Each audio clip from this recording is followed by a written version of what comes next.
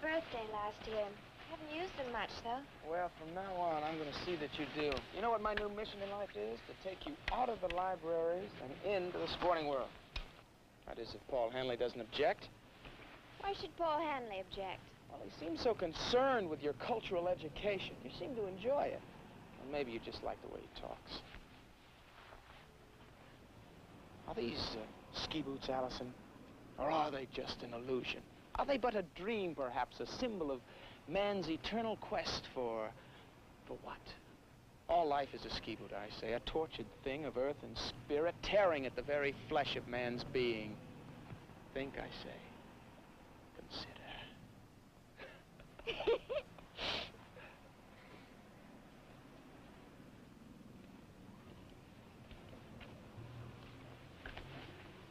Hello, Allison. Rod?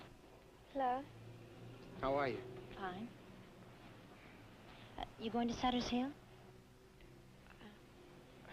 No, Mount Griswold. Oh. How's your new job?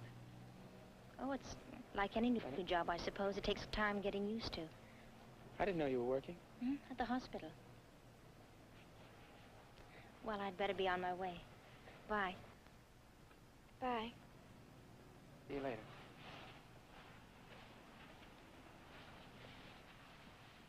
What does she do at the hospital?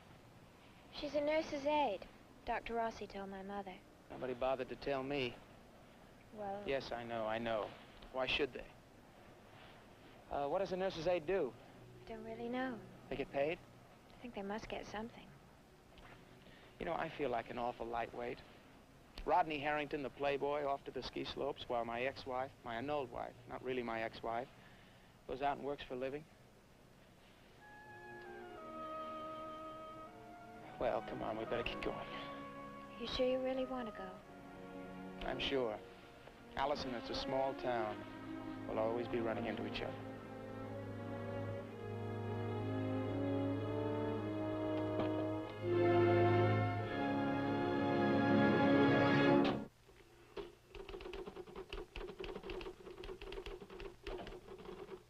Hello there.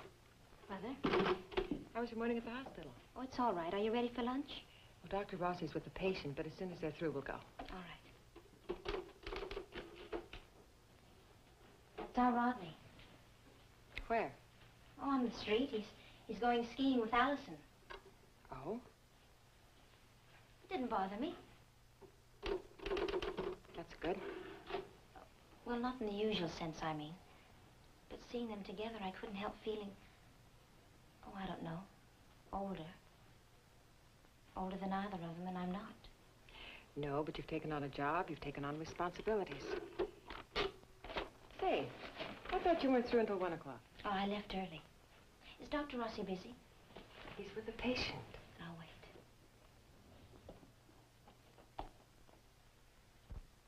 Is something wrong, Betty? I just want to talk to him. Well, is there anything I can do? Mother, I said I just want to see Dr. Rossi.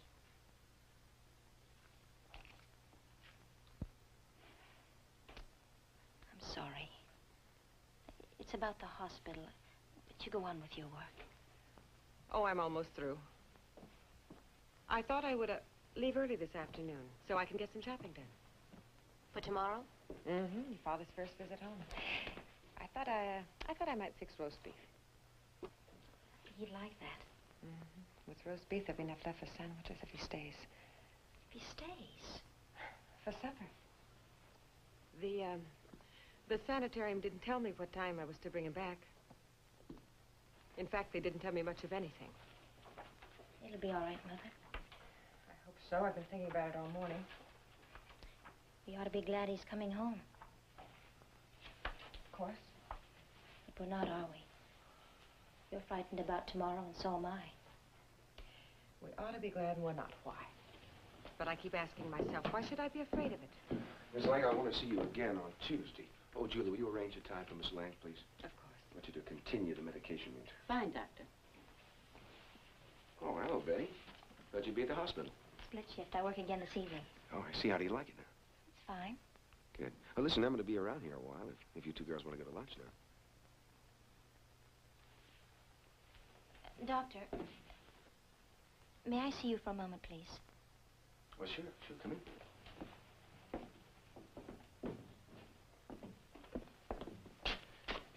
Well, sit down. Go ahead.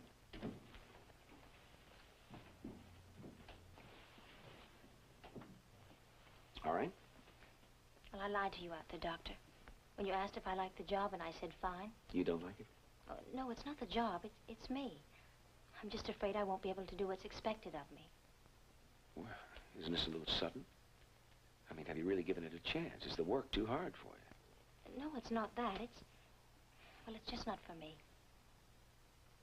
Oh, I see. Well, what about all this talk about being interested in nursing? I mean, was that just talk? I'm keeping you. Betty, wait. Look, you used to trust me. I do now more than anyone. You know, when I first came to Peyton Place, you were one of the first people who needed me. I mean, really needed me. That's kind of what makes a doctor tick. I helped you then. You were the only one who did. Well, let me help you now. Huh? Hey, come on. You tell me the whole truth. All right. You were the one who got me the job in the hospital. It wasn't because they wanted me. It was because you insisted. Well, let's say I pulled a little rank. What's wrong with that? Well, nothing if I thought I could do a good job and I wouldn't disappoint you, but... Well, under the circumstances... What circumstances? Oh, Miss Choate. She doesn't like me, and I don't think she ever will. Well, that's kind of a negative attitude, isn't it? Doctor, she was on duty the night I lost the baby. Oh, I see, and she mentioned that. Mm-hmm. You feel because I recommended you that if you stayed at the hospital, you would embarrass me. Yes. Betty, believe me, the only way you could possibly embarrass me was to quit before you really gave yourself a chance. Miss Choate doesn't know you or the circumstances. Now, she wants to believe that you can't do the job. If you want to prove her right, all right. Go on, give up. But I really don't want to give up. Then don't. Believe me, it's a tough job at best. Long hours and low pay and always being ordered around by doctors and nurses and putting up with complaining patients. But I think you can take it. That and anything Miss Choate can throw at you. What do you think? I'll try. All right. Come on.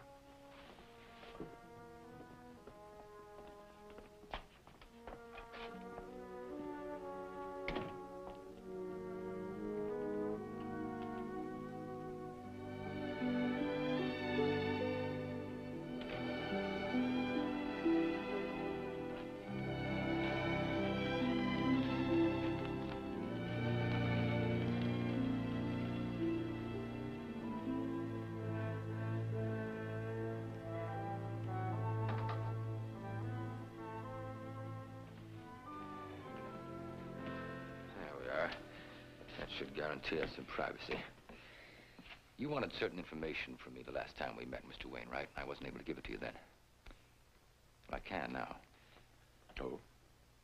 If you'll stop being so mysterious. Tell me first, where did you get the idea that Leslie Harrington was involved with my wife? Mrs. Harrington wrote that to her father shortly before she died. Mr. Harrington denied that, of course. Oh, vehemently. I can prove it was true.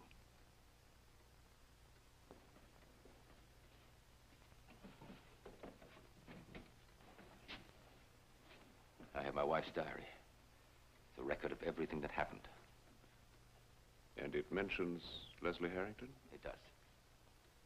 It proves what Mrs. Harrington contended in her letter.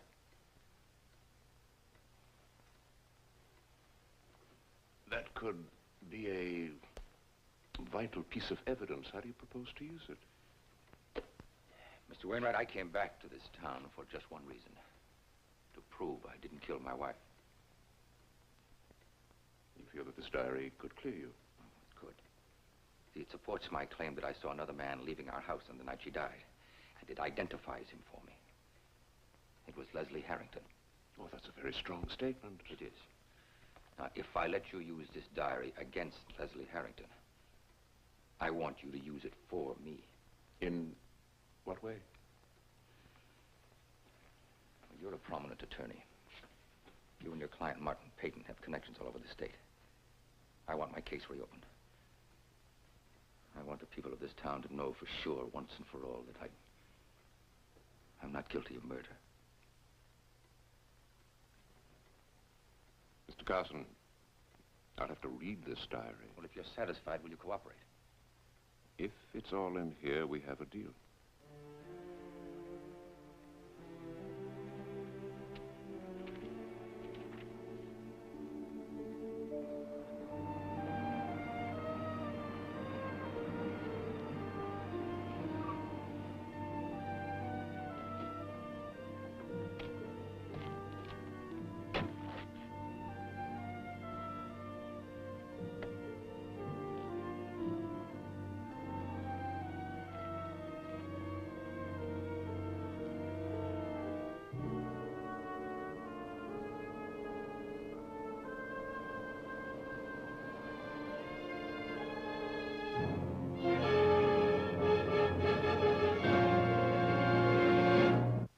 Preview from the continuing story of Peyton Place. Constance, you're the only person who can keep Elliot Carson from using that diary. I can't. You can't? Allison's mother. We can't. That would be pretending. You know, in another moment, you're going to have me believing that I'm on a blind date with a girl I've never met before. You've been enjoying a certain social acquaintance with the lovely Mrs. Mackenzie? Handler, you seem to be going around looking for trouble. Now, do you want it from me, or do you care where it comes from?